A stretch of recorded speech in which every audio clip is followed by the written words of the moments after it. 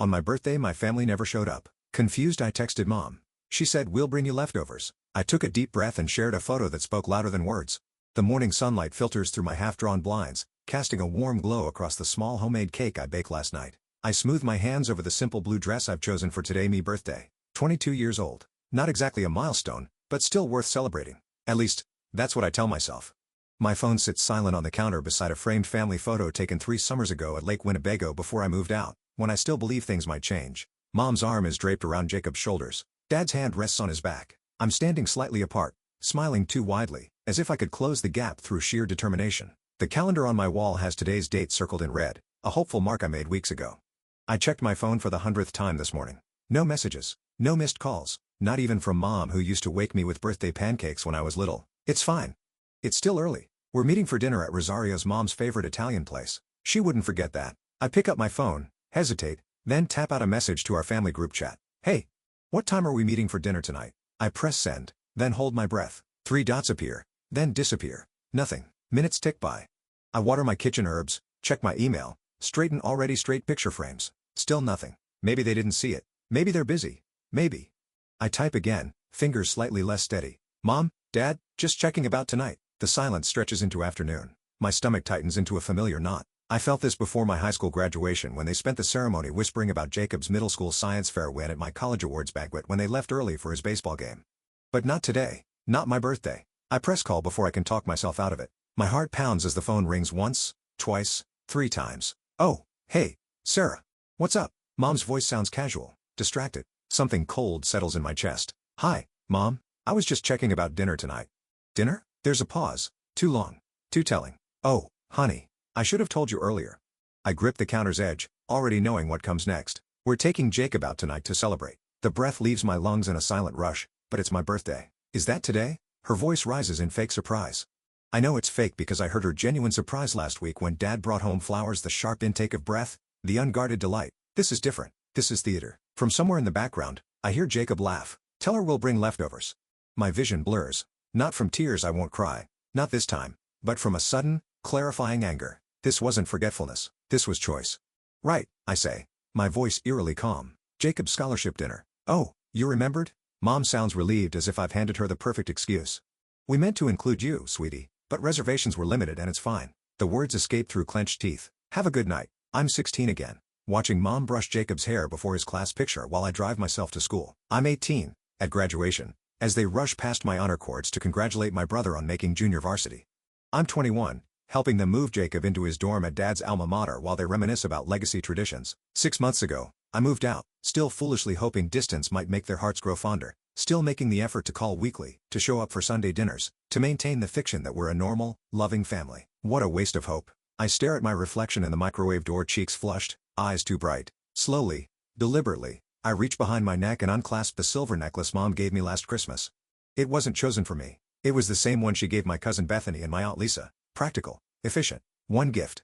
3 women checked off her list. I place it on the counter and turn away. My phone buzzes with a text, but it's not from my parents. It's from Daniel. Happy birthday.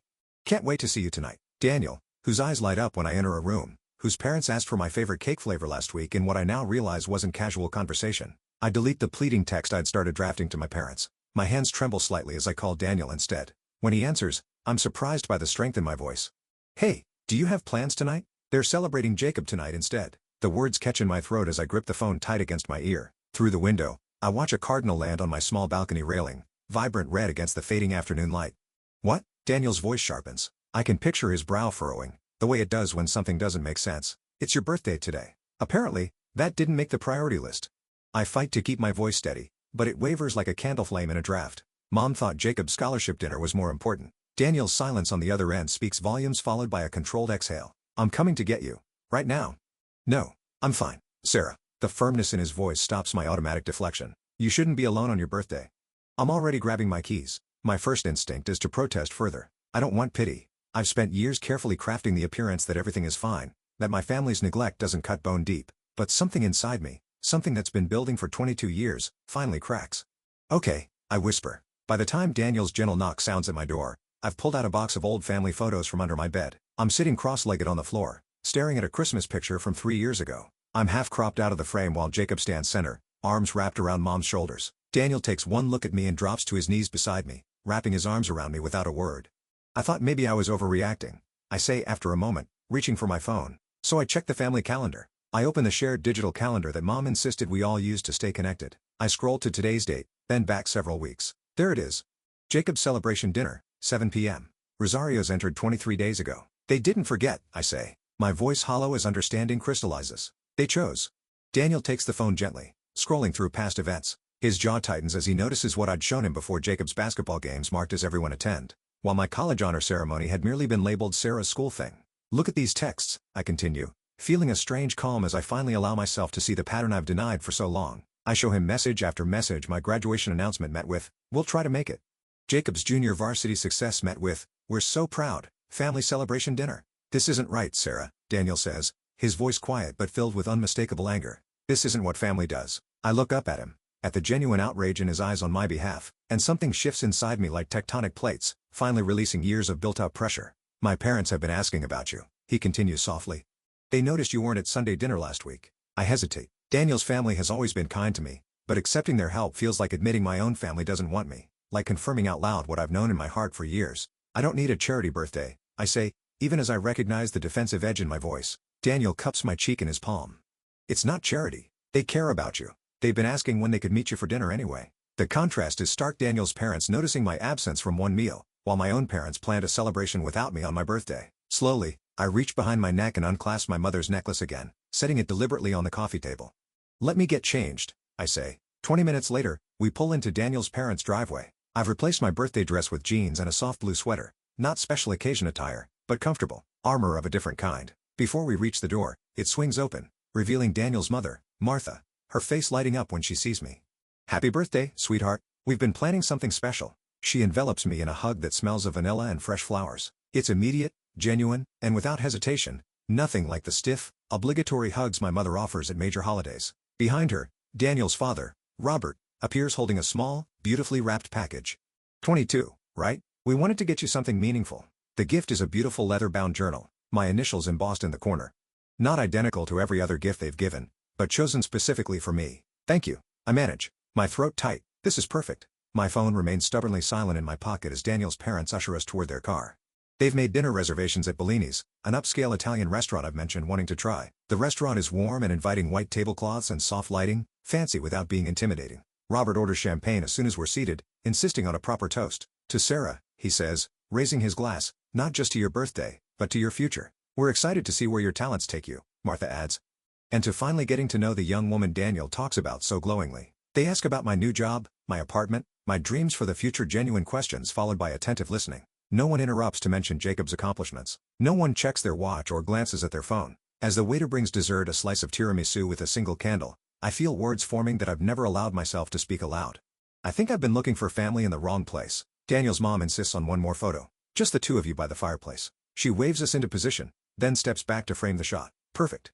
I smooth my blue dress, the same one I'd worn this morning, when I still believed my family might remember me, and lean into Daniel's side. His arm settles around my waist, solid and present. "Smile," his father calls. The camera flash catches us mid-laugh. Another memory preserved. Back at Daniel's house, we settle on the couch while his parents bustle in the kitchen, making coffee and plating the small cake they'd surprised me with at the restaurant. The evening wraps around me like a warm blanket, the gentle clicking of dishes, the soft murmur of conversation, the absence of that familiar knot in my stomach. "We should take a picture to remember tonight," Daniel says, pulling out his phone. I freeze. "Oh, I can take it." "Not this time." He shifts closer, holding his phone at arm's length. "You're going to be in these photos, birthday girl." The realization stings. I've spent years documenting everyone else's celebrations. Mom directing me to get a good one of Jacob blowing out candles. Dad handing me his phone to capture family moments I was never truly part of. Daniel's parents return with coffee and cake, but before we dig in, his mother takes more photos. Daniel and me, just me, all four of us with a timer. When she shows me the results, something catches in my throat. I'm smiling. Not the stretched camera-ready smile I've perfected for family gatherings, but something real. My eyes are bright. I look happy. "Send those to me?" I ask, my voice smaller than I intend. Later, when Daniel's parents have retired for the night and we're alone in the living room, I scroll through the evening's photos. The contrast is stark. In Daniel's family photos, I'm centered, visible, celebrated. In my own family albums, I'm a ghost, either behind the camera or standing slightly apart, smiling too widely, always reaching. 22 years of trying to be seen. 22 years of making excuses. They're just busy. Jacob needs more attention right now. They show love differently. Family is complicated. My fingers hover over Instagram. I rarely post personal content. What would be the point? My family rarely engages, and I've spent years curating a light, uncontroversial feed that wouldn't embarrass them. But tonight, something shifts inside me, like a gear finally clicking into place after years of grinding. You okay? Daniel asks, returning from the kitchen with water glasses. Just thinking. I tap my screen, creating a new story. I select one of the photos from dinner, Daniel's arm around my shoulders, his parents flanking us, my genuine smile. I've never looked more myself. The caption takes 4 attempts. I delete each draft, second-guessing every word. Too bitter, too desperate, too revealing. Finally, I type, huge thank you to Daniel and his amazing family for making my birthday special. So grateful to have people who actually care about me. My thumb hovers over the share button. Years of family training kick in. Don't make waves. Don't embarrass us. Keep family business private. Is this too much? I show Daniel the screen, that familiar doll creeping in. He reads it twice, then meets my eyes. It's just the truth, Sarah. Just the truth. Not an attack. Not a tantrum. Just the simple, unvarnished truth. I hit share before I can talk myself out of it. The post appears in my stories. It's 24-hour countdown beginning. My stomach tightens momentarily, then relaxes. There's something freeing about finally saying out loud what I've known for years. My phone pings almost immediately, a heart from my college roommate, then another notification, and another, happy birthday, Sarah. You deserve to be celebrated. You look beautiful. Hope it was special. I remember when you turned 10 and brought cupcakes for everyone. You've always been thoughtful. I blink at this last one, Mrs. Henderson, my 5th grade teacher. I haven't spoken to her in years, yet she remembers a detail about me that my own parents would likely forget. More messages arrive, former classmates, neighbors, a cousin on my mother's side who I see at holidays but rarely speak to. Glad you had people to celebrate you properly. You deserve the best, always. Beautiful picture, happy birthday. The validation washes over me in waves. I'm not crazy. I'm not selfish. Other people see what I've been denying for so long. Look at all these messages, I murmur, showing Daniel my phone. He squeezes my hand. People care about you, Sarah. A lot of people. For an hour, the notifications continue: likes, messages, birthday wishes. I respond to each one, feeling lighter with every exchange. Daniel and I move to the kitchen for more cake, talking about nothing and everything. For the first time all day, I don't check for messages from my family. Then my phone buzzes with a different tone, a text message. What is this post, Sarah? Mom, before I can process this, another message arrives. Dad, this time, are you serious right now? Then Jacob, way to be dramatic. My phone begins ringing. Mom's face fills the screen. I stare at it, remembering all the times I've answered immediately, afraid of disappointing her further. The second call comes 15 seconds after the first ends, then a third. Daniel watches me carefully. You don't have to answer. I know. And for the first time, I truly do know that. I silence the ringer and set the phone face down on the counter. 5 minutes later, I pick it up again. 7 missed calls, 12 text messages, a family group chat in meltdown. I take a deep breath and hit callback. When Mom answers on the first ring, her voice is tight with controlled fury. Finally, what do you think you're doing with that post? People are calling me. Without warning her, I tap the speaker button and place the phone on the counter between Daniel and me. His presence steadies me as I prepare to speak my truth for the second time tonight. Hi, Mom, I say calmly.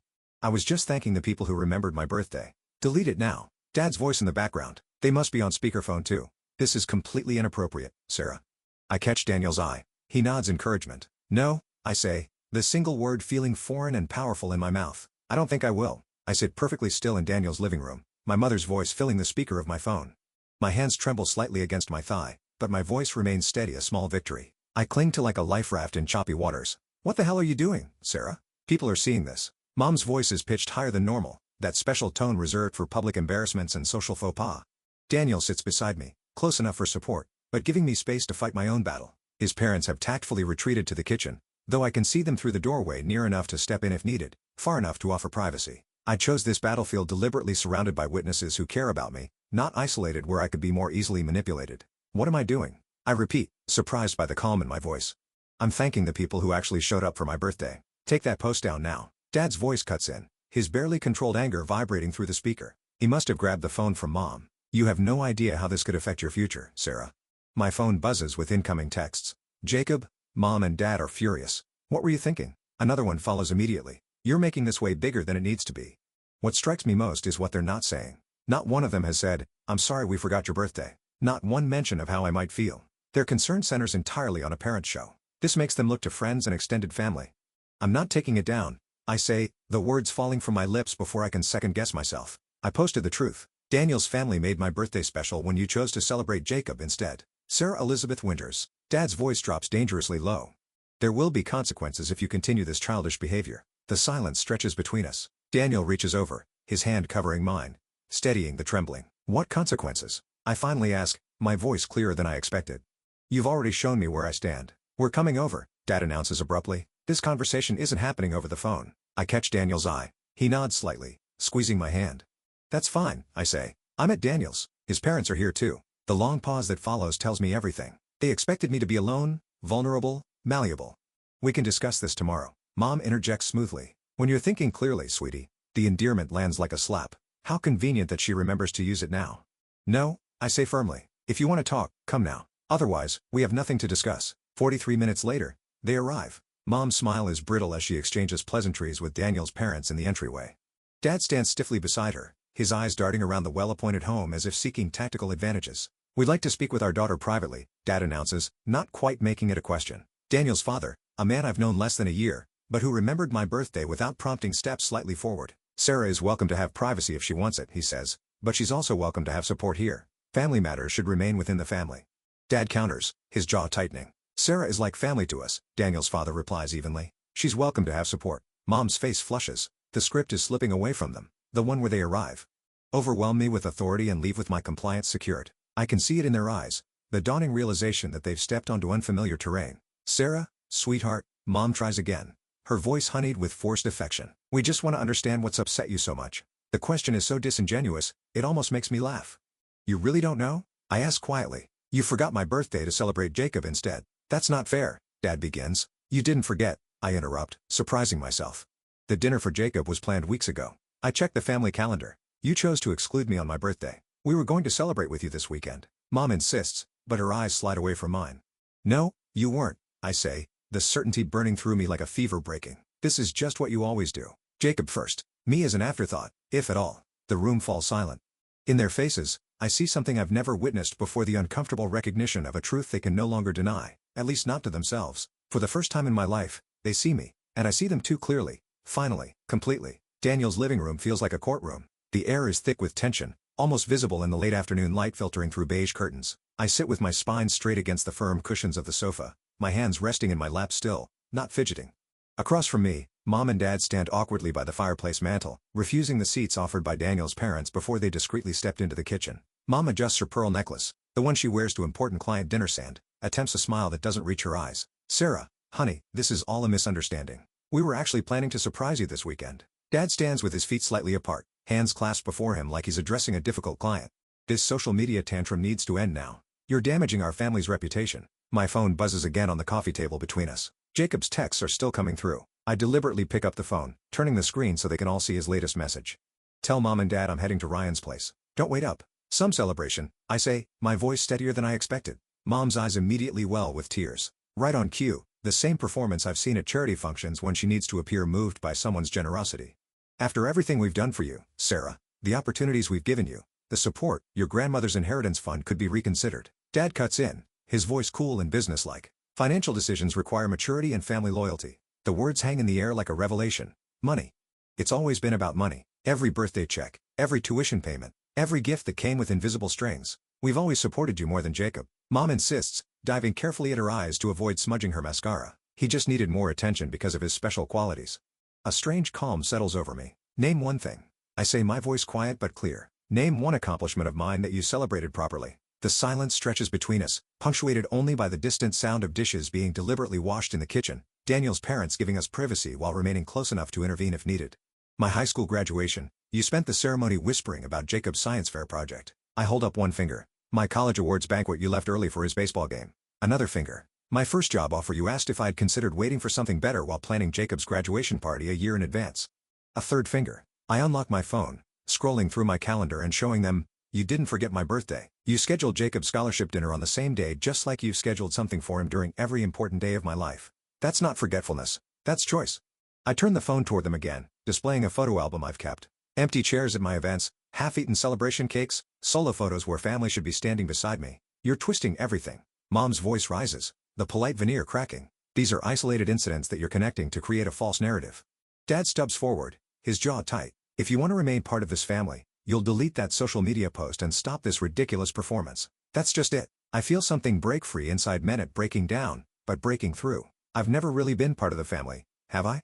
I've been the audience, the photographer, The cheerleader, never the celebrated. I reach into my bag and pull out a small leather-bound journal. I started keeping track 3 years ago. Every forgotten milestone, every cancelled plan, every celebration cut short because of Jacob. It's all here.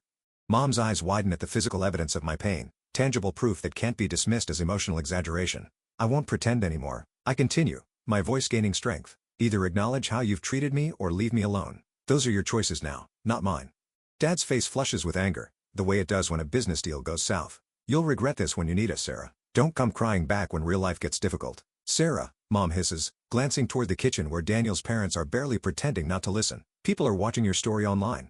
What will everyone think? Daniel moves from his position near the doorway to sit beside me, not touching, but close enough that I feel his steady presence. I hope they are watching, I say, meaning first her gaze, then Dad's. Maybe it will help someone else speak up. The shock on their faces is almost worth the years of pain the moment they realize they've truly lost control of the narrative, that the dutiful, invisible daughter they could count on to stay quiet has found her voice, and others are finally listening. Dad checks his watch, a nervous habit when he's lost the upper hand. Mom's fingers twist around her pearls. For the first time in my life, they don't know what to say to me. For the first time, I don't rush to fill the silence with apologies. I simply wait, breathing in the unfamiliar sensation of standing in my truth while they scramble to rewrite it. But some stories can't be edited once they've been told, and mine finally belongs to me. The morning light streams through curtains. I chose myself bold teal patterns that would have horrified my mother's beige sensibilities. 1 month since my birthday, and my apartment finally feels like me. No more generic decorations chosen to avoid criticism.